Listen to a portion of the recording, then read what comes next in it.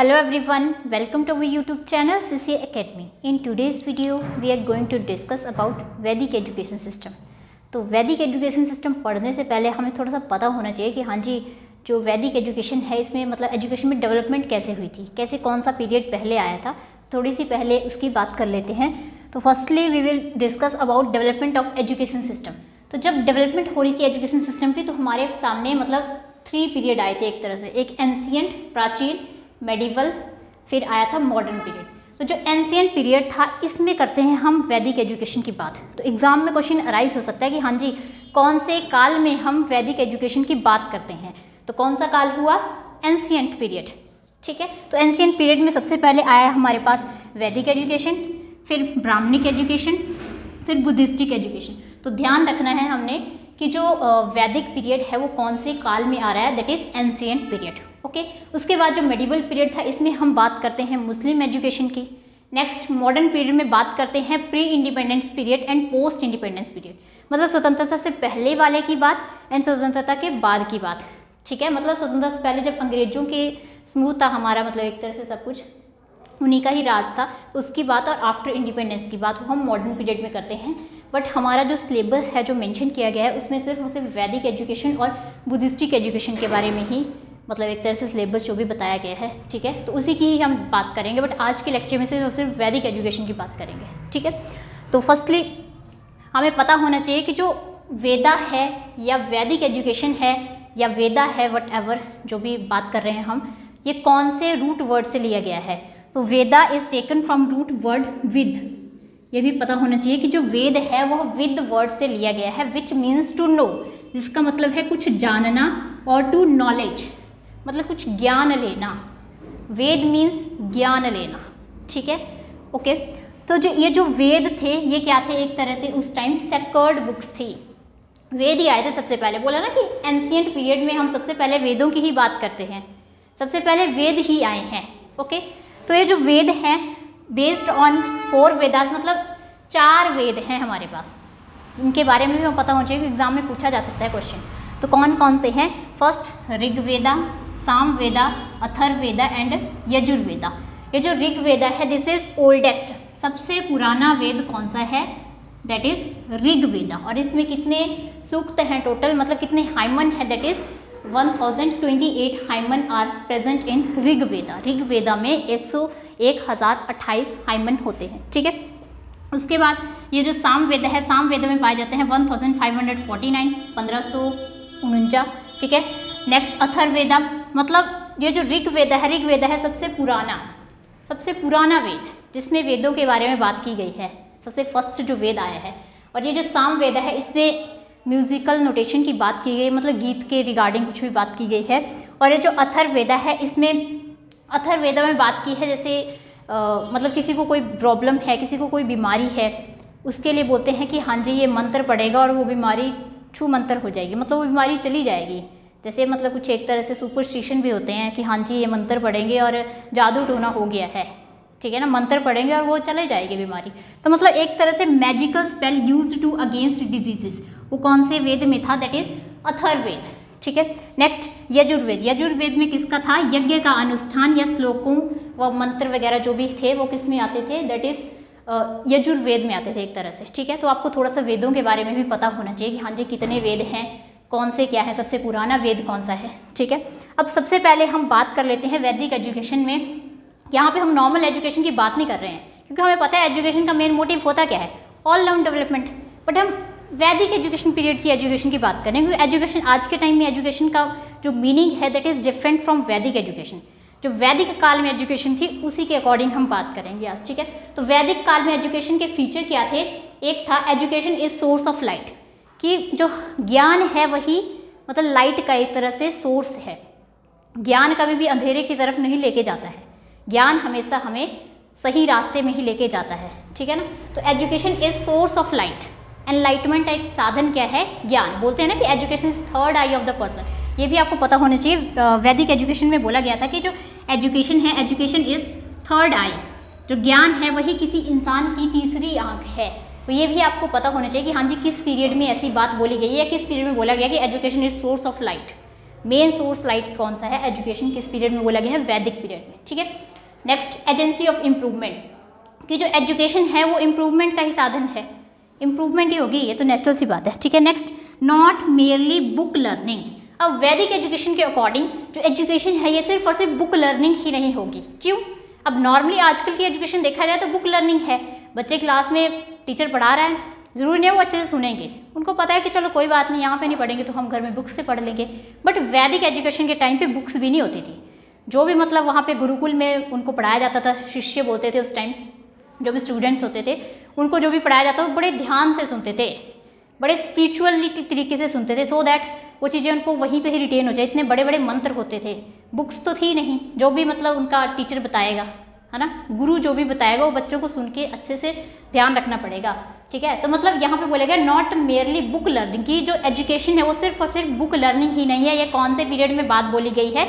वैदिक पीरियड में या वैदिक एजुकेशन में इसकी बात की गई है कि हाँ जी बुक लर्निंग ही सिर्फ और सिर्फ एजुकेशन नहीं है।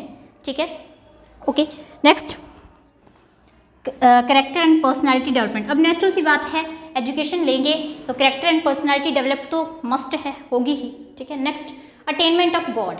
अब वैदिक एजुकेशन में बोला है कि वेदों का ज्ञान है कि हमने भगवान को प्राप्त करना है, भगवान तक जाना है। अटेनमेंट ऑफ गॉड कि एजुकेशन ऐसी होनी चाहिए कि हमें भगवान तक लेके जाए, थोड़ी स्पिरिचुअलिटी बेस्ड होनी चाहिए। नेक्स्ट स्पिरिचुअलिटी डेवलपमेंट, वही बात आ गई कि स्पिरिचुअलिटी, हम थोड़े स्पिरिचुअल होने चाहिए, स्पिरिचुअलिटी डेवलपमेंट होनी चाहिए। हाँ जी, मंत्रों का ज्ञान होना चाहिए, भगवान तक पहुँचने का रास्ता, निर्वाणा तक जाना है ना। एजुकेशन का मेन मोटिव यही था उस time. Next physical development, physical development भी एक तरह के फीचर था उस टाइम वैदिक एजुकेशन। क्यों? अगर आप फिजिकली ही फिट ही नहीं है तो आप मेंटली कैसे स्ट्रांग हो सकते हैं? कि मतलब फिजिकल डेवलपमेंट भी is the most important aspect of education. Physically भी डेवलपमेंट होना बहुत ज़रूरी है। अगर कोई फिजिकली ठीक नहीं है तो मेंटली कैसे ठीक हो सकता है? बोलते हैं ना कि sound mind resides sound body, कि जो हमारा अच्छा माइंड है वही, अगर हमारी जो बॉडी अच्छी है तो हमारा हमारा जो माइंड है वो भी अच्छा ही होगा, है ना। अगर हमारी बॉडी अच्छे से वर्क कर रही है तो नेचुरल बात है हमारे इमोशंस भी स्टेबल होंगे, है ना। ठीक है, तो ये थे कुछ फीचर। अब अगर पूछा जाए कि हाँ जी मेन ऑब्जेक्टिव क्या था एजुकेशन का अकॉर्डिंग टू वैदिक पीरियड या वैदिक एजुकेशन का मेन ऑब्जेक्टिव क्या था? तो मेन था सब्लिमेशन ऑफ इंस्टिंक्ट, जो भी हमारे मतलब इंस्टिंक्ट होते हैं, मतलब हमारे कुछ भी, जैसे हम कुछ भी सोच रहे हैं, कुछ मतलब ऐसे लग रहा है कि हाँ जी ये गलत है, उस पर भी हम दबाव डाल देते हैं। मतलब एजुकेशन है उन चीज़ों पे भी दबाव डालती है। इंस्टिंक्ट जो भी हमारे मन में ख्यालात आ रहे हैं, कुछ गलत भी हो सकते हैं। अगर हमें एजुकेशन ले रहे हैं, बोलते हैं ना कि डिसिप्लिन की तरफ लेके जाती है एजुकेशन। या अगर हम कुछ लाइफ में गलत करने वाले हैं तो हमारी इनर मतलब अंदर से ही आवाज़ आती है कि हाँ जी हम कुछ गलत कर रहे हैं। अगर अच्छा कर रहे हैं तो इनर से ही वॉइस आएगी कि हाँ जी हम अच्छा कर रहे हैं, बहुत अच्छा कर रहे हैं। ठीक है ना, तो मतलब एक तरह से इंस्टिंक्ट पे भी दबाव डालते हैं, जो हमारी अंदरूनी जो भी इच्छाएं हैं एक्स्ट्रा फालतू की, ठीक है ना, तो उस पर भी एजुकेशन जो है वो एक तरह से दबाव डालती है। नेक्स्ट प्रिजर्व कल्चर, एजुकेशन ही हमारे कल्चर को प्रिजर्व करती है, यही उस कल्चर को प्रिजर्व करके नेक्स्ट जनरेशन तक लेके जाती है। ठीक है, next development of character and personality, वही बात आ गई कि मेन जो मोटिव है एजुकेशन का अकॉर्डिंग टू वैदिक पीरियड कि हमने कैरेक्टर और पर्सनैलिटी की कोई डेवलपमेंट करनी है। तो अगर आपसे पूछा जाए कि हाँ जी ऐसे कौन सी मतलब किस एजुकेशन में या किस पीरियड में ऐसी बात बोली गई है कि सब्लिमेशन ऑफ इंस्टिंक्ट की बात की गई है, मोस्ट इंपॉर्टेंट ऑब्जेक्टिव है ये, तो दैट इज़ वैदिक एजुकेशन में इसकी बात की गई है। ठीक है, तो ये थे कुछ ऑब्जेक्टिव। अब हम बात करते हैं कि ये जो वैदिक एजुकेशन है ये स्टार्टिंग कैसे हुई थी, क्या क्या हुआ था उस टाइम। हाँ जी, कैसे कैसे बच्चे शिक्षा लेते थे, क्या क्या होता था। तो उस टाइम जब बच्चे मतलब 5 साल से जब बच्चे स्कूल जाना स्टार्ट करते थे, सॉरी स्कूल नहीं जाते थे, स्कूल तो फिर वो बाद में जाएंगे, ठीक है, तो ध्यान रखिए 5 साल से मतलब 5 साल से बच्चे घर में ही एजुकेशन लेना स्टार्ट कर देंगे, स्कूल नहीं जाएंगे। स्कूल तो थे ही नहीं उस टाइम तो गुरुकुल होते थे, है ना। तो 5 साल तक जो बच्चे हैं वो एजुकेशन घर में ही अपने पेरेंट्स से एजुकेशन ले रहे हैं, अपने भाई बहनों से एजुकेशन ले रहे हैं, जो भी वो घर में कुछ भी सीख रहे हैं उस एजुकेशन को बोल दिया विद्यारंभ। ये अपने नाम याद रखना है कि हाँ जी जो वैदिक पीरियड में जो बच्चे जो घर में एजुकेशन ले रहे हैं, अभी गुरुकुल नहीं गए हैं, क्योंकि मैंने बोला स्कूल तो उस टाइम होते नहीं थे, है ना।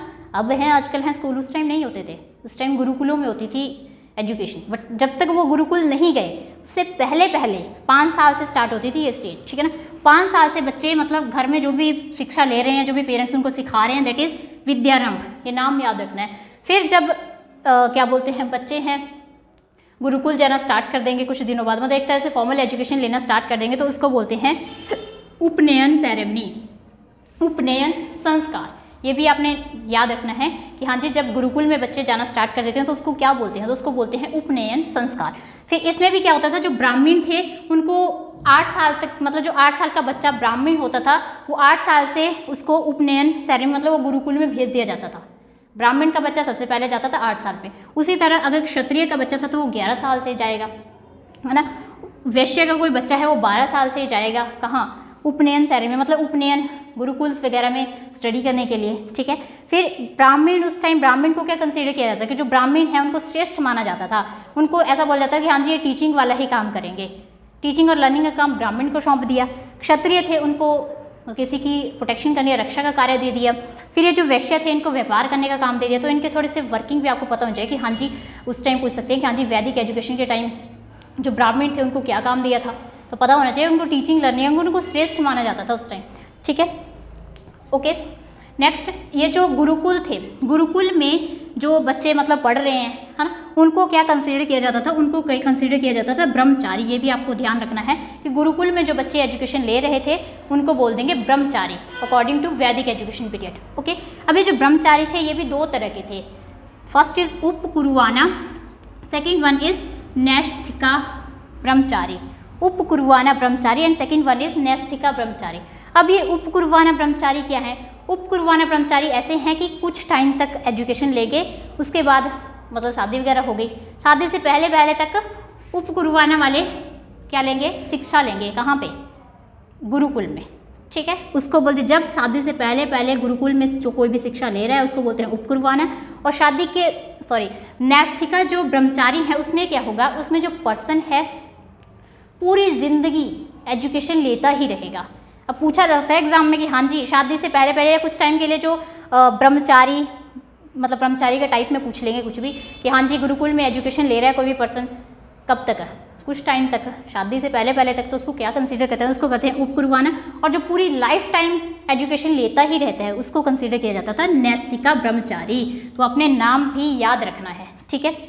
और नैष्ठिका ब्रह्मचारी अगर कोई फीमेल है, क्योंकि फीमेल एजुकेशन भी होती थी उस टाइम, ऐसा नहीं है कि फीमेल्स को अलाउ नहीं था कि हाँ जी आपने शिक्षा नहीं लेनी है, फीमेल्स भी लेती थी। बट अगर कोई फीमेल ऐसी है कि वह पूरी लाइफ टाइम ब्रह्मचारी की तरह मतलब काम करती है, बोलने का मतलब है कि नैष्ठिका ब्रह्मचारी की तरह पढ़ती ही रहती है, वो शादी नहीं करती है, तो उसको कंसीडर किया जाता था ब्रह्मवादिनी। ये भी आपने नाम याद रखने हैं कि कोई भी फीमेल अगर पूरी लाइफ टाइम गुरुकुल में एजुकेशन ले रही है तो उसको कंसीडर कर दिया ब्रह्मवादिनी, ठीक है, ओके। फिर अगर कोई ऐसी फीमेल है कि जो मैरिज से पहले पहले तक पढ़ती है, उसने शादी करनी है, शादी से पहले पहले तक उसने पढ़ लिया, मतलब जो फीमेल है वो बिफोर मैरिज जब तक स्टडी करती है तो उसको कंसीडर कर दिया शादयोद्धवा, शादयोद्धवा। ये नाम आपने याद रखने हैं, इंपॉर्टेंट है कि हाँ जी शादी से पहले पहले वह एजुकेशन ले ली तो शादी के नाम से बन रहा है शादयोद्धवा, ठीक है, ओके। अब हम नेक्स्ट बात करेंगे मेथड ऑफ टीचिंग, टीचिंग के क्या मेथड थे उस टाइम, ओके। तो उस टाइम जो था मेन मेथड था ओरल टीचिंग। जैसे मैंने आपको पहले बताया कि हाँ जी उस टाइम बुक्स नहीं थी, कुछ भी नहीं था, मंत्र मुंत्र पढ़ाते थे वो गुरु उनको कंसीडर किया जाता था, और जो स्टूडेंट थे उनको शिष्य बोलते थे, है ना। तो उस टाइम बुक्स तो थी नहीं, वो मंत्र पढ़ाएंगे, हाँ जी वेदों का ज्ञान देंगे उनको प्रॉपर तरीके से। मेन क्या था कि हमने भगवान तक पहुँचना है, मतलब अटेनमेंट ऑफ गॉड, भगवान तक पहुँचना, मतलब ओरल टीचिंग थी पूरी तरह से, ठीक है। नेक्स्ट सर्वना, सर्वना मीन्स सुन के, अच्छे से सुनना है। बच्चे अब नेचुरल सी बात है जब उनको पता है कि हाँ जी हमारे पास बुक्स भी नहीं है, लिखने का कोई सोर्स नहीं है, लिख भी नहीं सकते थे, कॉपियाँ कुछ भी नहीं था उस टाइम, तो वो नेचुरल सी बात है वो अच्छे से सुनेंगे उस चीज़ को, अच्छे से अटेन करेंगे उस बात को।